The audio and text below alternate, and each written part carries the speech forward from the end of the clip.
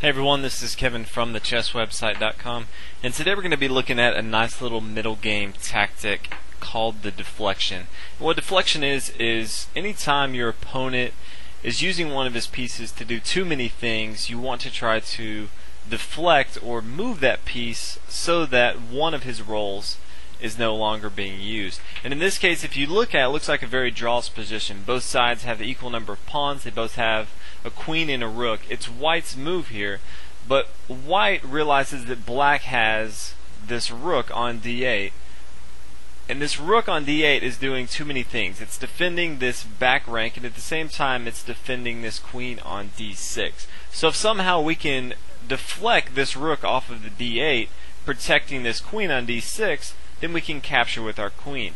And what we can do is use deflection by rook to e8. As you can see here, we're attacking this king. At the same time, he has to retake. If he moves his king, then we can retake, and we're going to be up in significant material. If he doesn't, however, if instead he does take with his rook, then this rook that was on d8 defending this queen is no longer defending it. We deflected it to the e8 square, and now we can easily take his queen on d6. And as you can tell, we won that exchange, and white's from here on out going to have a very easy win. So that's what you want to think about as we look through these examples. Is you want to find a weakness in your opponent's position where one of his pieces is doing too much, and you want to deflect that away so that you can capitalize on that. So let's look at a few more examples. Let's take a look at another example here, and it's white's move. And pause the video if you need to, but find white's best move in this situation. And hopefully you saw that the queen is only protected by this king here on f7. And this is a lot of the things that you should be looking for in a chess game. What square or what pieces are defended by what? And what can you do to deflect those pieces away from defending the piece or square that you want to occupy? In this case, we want to dominate this e7 queen. And so we're going to do this by bringing our rook to g7. And we're deflecting this king away. He is forced to make a decision. If he moves, then we're going to take it with our queen, and he's not going to have a rook. If he takes it with his rook, which we really don't care if he does or not, then the e7 square is no longer protected, and we can take it with our queen. So we deflected the king to the g7 square via our rook, and then the queen was no longer being protected, so we could bring it in with our queen on e7. So let's go ahead and take a look at a few more examples. Let's take a look at another example here, and it's white's move, and try to find white's best move in this situation. And hopefully you saw that white's main goal here is to take this pawn on h4 and then bring his queen to h7, followed by a checkmate, depending on how long black wants to avoid the inevitable. But as you can see here, the main problem that white has is this queen on d8. And so our goal is to deflect that away from the d8 square. And we're going to do that by bringing our rook to b8.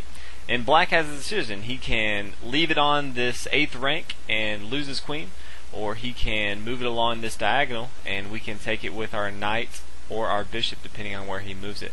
And if he does take it, as you can see already, we can bring our queen to h4, and then subsequently we can bring our queen to h7, depending on whatever his moves are. He can bring his queen down to b2 if he wants to, prolong the game. Depending on what he does, though, it's going to be checkmate very soon. So as you can see here, we gave up a rook, but it doesn't matter because all we really wanted was to bring our queen to h4 and not have him be harassed by this queen on d8. So let's go ahead and take a look at one more example about deflection, and then we'll go ahead and wrap it up.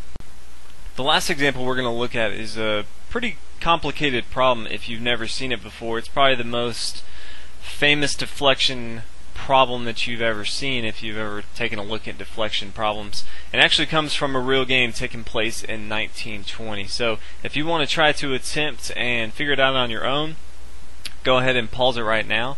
But I'm going to go ahead and get into the solution. If you look at it, white realizes that he has a mate on e8 if this queen or this rook from c8 are not there.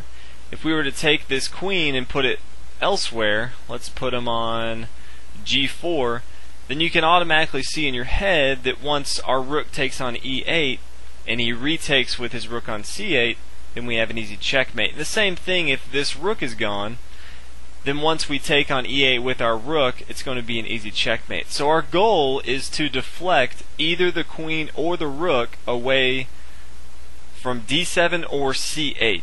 And if we do that, then we're going to win the game via this checkmate on e8.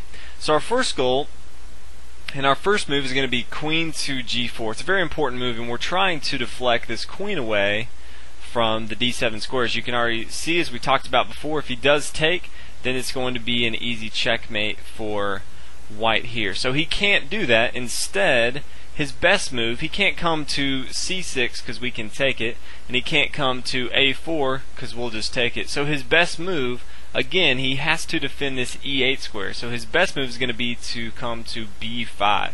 And from here, we're going to bring our queen to c4. Again, we're trying to have black take with either his queen or his rook. In this case, it doesn't matter if he takes with his rook because it'll be the same thing. We'll take with our rook and he has to capture with his queen, and then it's going to be good game from here.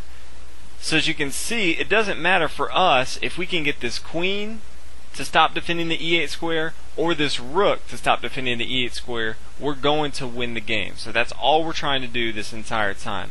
So from here, black's really only move, again, he can't come to a4 because we'll just take with our queen. He can't come back to c6 because we'll take with our pawn. So he's going to move back to d7 where he originally started with. But we're in a little different position than we were before, so we're going to continue along with our plan. And now we're going to bring our queen to c7. As you can see here, we're just asking black to take it with either his queen or his rook. It doesn't matter which one he takes it with, we're just trying to deflect it off of protecting this e8 square. So, as black already knows, if he does this, he loses, so he can't do this. So he's going to bring his queen back to b5, still trying to hold on to this e8 square. And we're going to bring our pawn to a4. We're just trying to completely harass this queen on b5. And after he takes, we're now going to bring our rook to e4. Again, we're just asking black to take, because if he takes, then we're going to have an easy win. We can now take with our rook, and then if he retakes, then we're going to have checkmate right here. If he takes with this rook, then we're going to have checkmate right here. So either way, he loses if he takes with his rook. Or excuse me, if he takes this rook on e4. So he can't do that. So he's going to bring his queen back to b5. He still has his rook and his queen attacking the e8 square, defending it. And so we're going to bring our queen to b7. And this is going to be the deciding move right here. Black can go ahead and resign. There's nothing black can do to hold on to this e8 square.